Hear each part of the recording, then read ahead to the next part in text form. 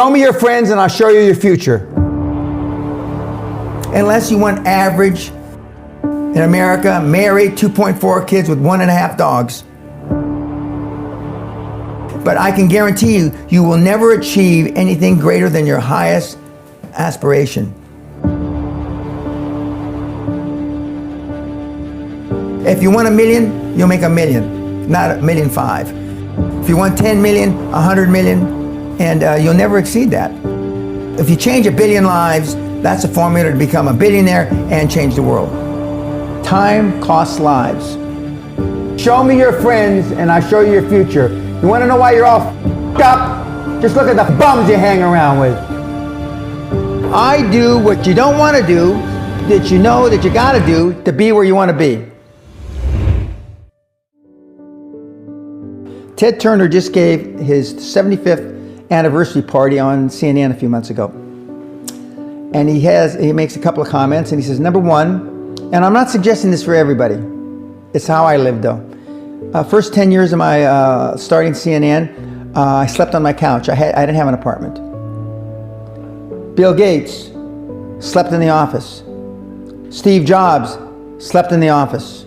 And I can go down a whole list. Now these are super successful, mega wealthy guys. I slept in my office. Not everybody's willing to make that sacrifice. But it's not the only thing. But even if you don't sleep in your office, if you want to send your kids to a better school, if you want to be able to take care of your mother when she gets dementia, if you want to, this all takes money. My children aren't getting any of my money when I die. Not one centavo, not one penny. And 2 of my kids are cool with it. One of them's not so cool with it. I'm not gonna, I think Andrew Carnegie, by the way, Andrew Carnegie, arguably the richest, most successful entrepreneur of all time, he said the best thing that you can have for a child is him to be born into poverty. And I agree.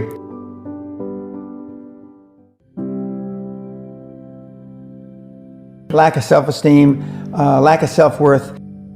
Now they think they have self-worth. They think because they've made a few bucks. But in actuality, and when they measure it against the other 8, 10, 12 people sitting around the table, they realize, or they start to question, hell, maybe I was just lucky.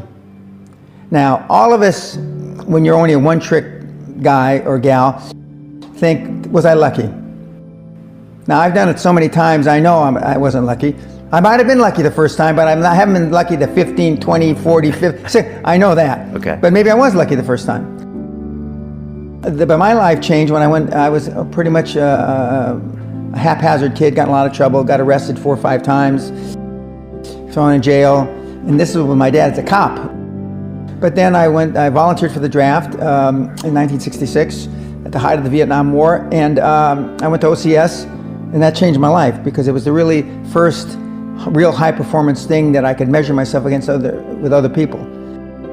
2/3 of all Fortune 500 CEOs have one thing in common: military background.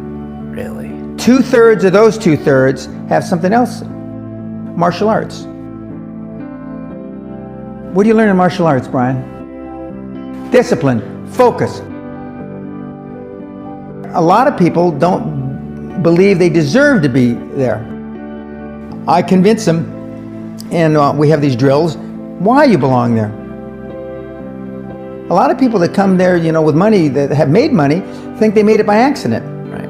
I just had one of my superstars who's made $100 million tell me in the last week, I'm not sure I'm going to have another lucky accident. And I said, you did it. I mean, you tried a lot of things. I believe Thomas Edison, I wouldn't have done it 10,000 times. Okay. I would have hired an engineer from MIT to do it. But I mean, I've tried a lot of things. Nobody's failed at more things than I have, and the first 100 million are successes, but I could write a book about failures that'd be, because I've tried a lot of different things, because failure is just testing. And one of the reasons I've been so successful in generating this equity and value in my kids, and I call you all kids, is because I convince them that making a mistake is okay. Your parents probably told you, you can be anything you want. But you can't. That's horseshit. You can't. If it's all juxtaposed. So, but what you tell them is that you can do anything you want that you have passion for, because that eliminates most of the crap. Because most people don't follow their dream. You know, like they say in The Sound of Music, you can't have a dream come true unless you have a dream. Now, I still dream. I dream in Technicolor. I say my affirmations and goals every single night. It's bloody hard to be a high-performance person. Perfection equals paralysis. If you left it to engineers, no car would ever come off the assembly line. No car would ever come off the assembly line. And I've been in business with enough engineers, I can attest to that with my hand on my heart. They'd still be trying to make it better. And the internet business is very much the same. The internet kids want to test and test and test, and they want the landing page to be this. Roll it out. The great thing about the internet is your results are instantaneous.